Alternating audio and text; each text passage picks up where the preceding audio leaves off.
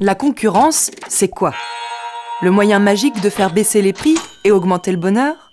Ou bien la guerre de tous contre tous au bénéfice de quelques-uns? Dans 3 minutes, vous saurez tout, ou presque. Prenons comme exemple un marché minuscule.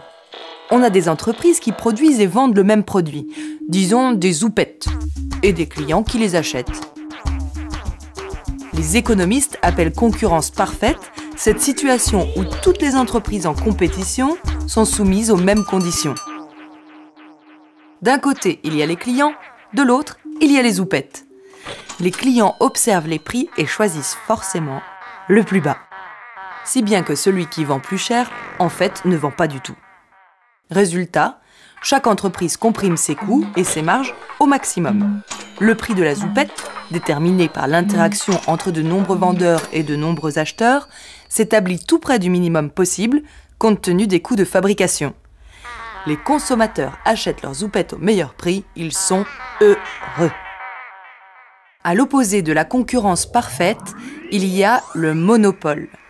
Il n'existe qu'un seul producteur de zoupettes. Il peut augmenter ses prix autant qu'il veut. Les clients captifs n'ont guère le choix, à moins de se passer complètement de zoupettes. Et ça, c'est dur. Entre la concurrence parfaite et le monopole, il y a l'oligopole. 2 ou 3 vendeurs, par exemple, se partagent le marché. La concurrence joue en théorie, mais en pratique, le risque d'entente sur les prix augmente fortement. Les consommateurs paient leurs zoupettes trop cher. Ils sont malheureux. C'est pour cette raison que dans la plupart des pays, le législateur a interdit monopole et oligopole ou les a encadrés strictement. Dans le monde réel, les exemples de concurrence parfaite sont rares. Le prix des abricots sur les marchés du Roussillon suit en gros le modèle, mais ce n'est pas le cas de la plupart des autres. Pour qu'il y ait concurrence parfaite, il faut réunir au moins 4 conditions. Petit 1, l'atomicité. Ce qui signifie qu'il existe suffisamment de producteurs indépendants les uns des autres pour éviter toute entente sur les prix. Petit 2, la libre entrée. Il faut que des nouveaux producteurs puissent entrer sur le marché. Si c'est impossible ou très compliqué, la concurrence n'est plus parfaite. Petit 3, l'homogénéité du produit. S'il existe plein de modèles ou de qualités différentes, ça ne fonctionne pas. Les zoupettes doivent être exactement les mêmes pour que la concurrence soit parfaite. Sur le marché du vin, par exemple, chaque produit est différent, voire unique, si bien qu'il est difficile de comparer les prix, et qu'un prix élevé peut même devenir un argument commercial. Si c'est cher, ça doit être bon. Petit 4, la transparence. Les acheteurs doivent être informés sur les prix et sur la qualité des produits, sinon la concurrence ne marche plus.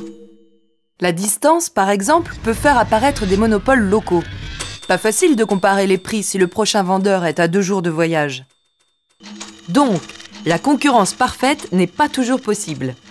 Mais est-elle même toujours souhaitable? Pas si sûr. Le coût unitaire de certains produits diminue quand la production augmente. C'est ce qu'on appelle une économie d'échelle. Il est plus facile de rentabiliser une usine qui construit 1000 voitures qu'une autre qui en construit 10. Résultat, les plus gros auront tendance à être les moins chers. La diminution du nombre de producteurs et donc de la concurrence peut paradoxalement faire baisser les prix, à l'inverse du modèle. C'est ce qui justifie l'existence de services publics dans certains pays pour exploiter les réseaux d'eau ou d'électricité par exemple.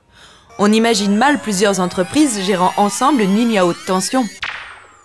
Et puis, il existe aussi des produits particuliers parce qu'ils sont nouveaux. C'est le cas d'un médicament, d'un logiciel, mais aussi d'un roman ou d'une chanson. Ces produits particuliers nécessitent un investissement initial important en argent ou en temps. Si tout le monde peut les reproduire et les revendre, alors leur création n'a économiquement plus beaucoup de sens. C'est pour cette raison que le législateur, encore lui, a inventé la propriété intellectuelle.